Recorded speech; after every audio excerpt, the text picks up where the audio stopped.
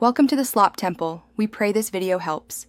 You begin with essentials. Confirm your Sso/BSO account, enable 2FA, and verify employer ID so you can proceed securely.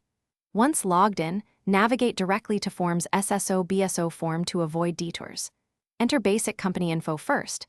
This populates downstream fields and prevents mismatches. Make sure your payroll numbers and tax codes match source documents because the system validates them immediately. If a field blocks you, read its tooltip.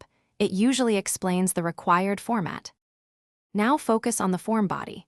Enter each employee line precisely, employee ID, gross pay, taxable benefits, and deductions, because totals auto-reconcile.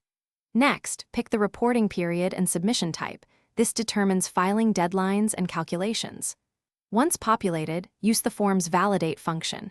It highlights format errors like date or currency mismatches so you can fix them immediately. If auto-calculations differ from your records, recheck source inputs.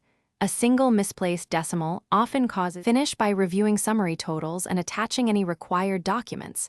Saving a draft is a safety net. When everything matches your payroll records, submit and immediately note the confirmation ID and timestamp for audits. Make sure to download the receipt and a PDF copy. If submission fails, first clear your browser cache and revalidate the form. Often session or formatting issues are the culprit. If errors persist, capture the error ID and contact support so they can trace and resolve the specific rejection. Thanks for watching. Consider subscribing if we helped you.